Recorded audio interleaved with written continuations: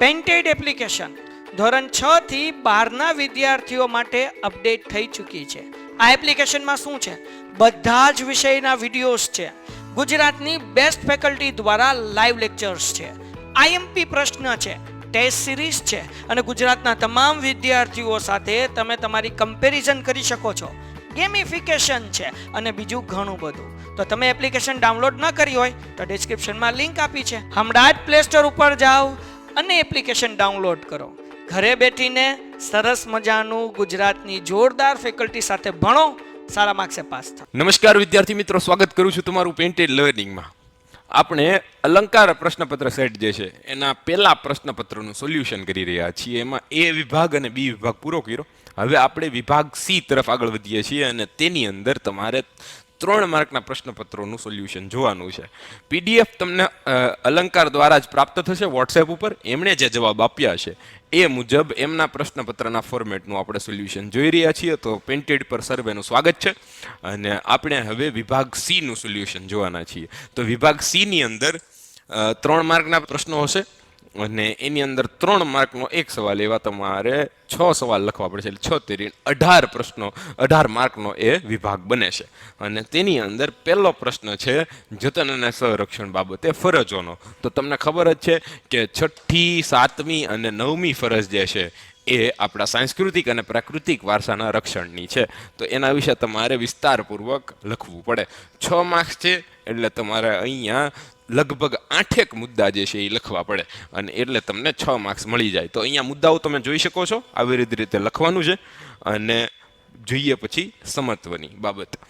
તો સમત્વની અંદર તમારે 11-12 સાયન્સ કરવું હોય તો એક પીડીએફ આપેલી છે જેની ડિસ્ક્રિપ્શનમાં લિંક આપેલી છે.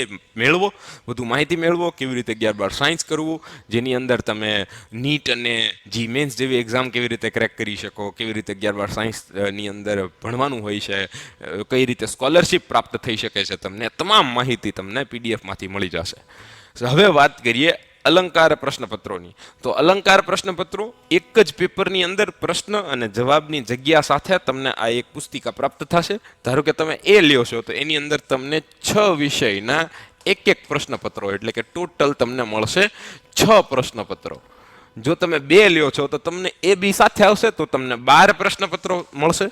અને જો તમે 3 લેશો તો તમને મળશે બીજા 6, એટલે કે 18. અને તમે 4 જો કરવા માંગતા હો તો તમને 24 પ્રશ્નપત્રોનો સેટ મળવા પાત્ર છે, જેની અંદર જવાબો અંદર આપેલા છે, જવાબની જગ્યા પણ આપેલી હશે.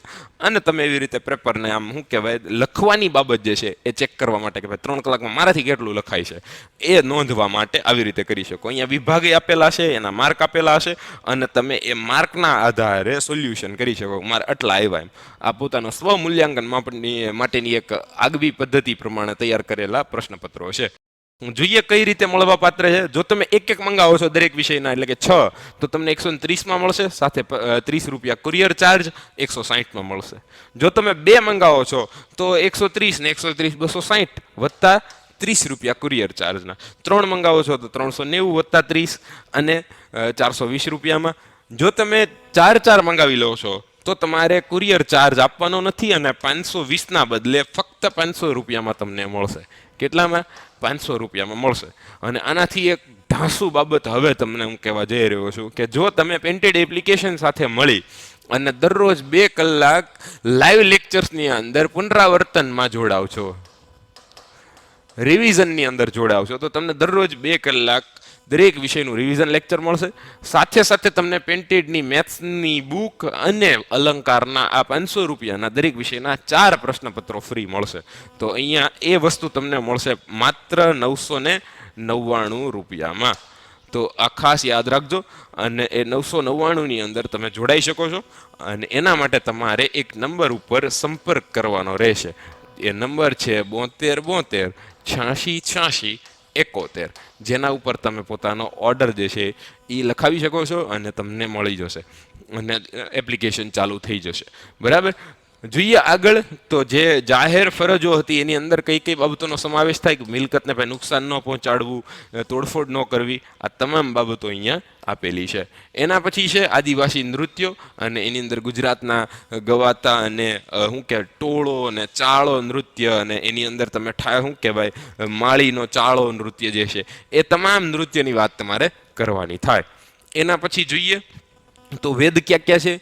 યજુર્વેદ, સામવેદ, અથર્વવેદ અને ઋગ્વેદ. તો એની વાત તમારે કરવાની થાય. તો અહીંયા આ તમામ વેદ જે છે એની લાક્ષણિકતાઓ આપણે ભણ્યા હતા.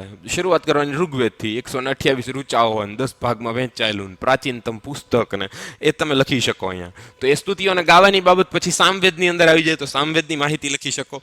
કર્મકાંડો વિશે યજુર્વેદમાં જણાવી શકો અને અથર્વવેદની વાત કરી શકો. તો એ વાત જે છે એ તમારે ક્રમમાં કરવાની થાય. તો અથર્વવેદ સાથે પૂર્ણ થાય ક્વેશ્ચન. પછી છે કે આર્યભટ્ટે કઈ રીતે કામ કર્યું, બરાબર? ગોલક અને પરીઘ, વ્યાસનો ગુણોત્તર, આ તમામ બાબત તમારે લખવાની થાય.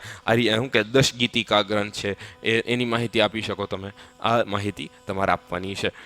આગળ વધીએ. ગોવાના દેવળ વિશે પૂછી લે તમને, તો એની અંદર તમારે આ ખાસ લખવાનું થાય, બેસાલિકા ઓફ ગુડ જીસસ, બરાબર? બાળ ઈસુને ગુડ જીસસ કહેવામાં આવે છે. તો એના વિશે તમે લખી શકો, અને એ કઈ રીતે બનાવવામાં આવ્યા હતા એની માહિતી તમે આવી રીતે ક્રમમાં લખી શકો.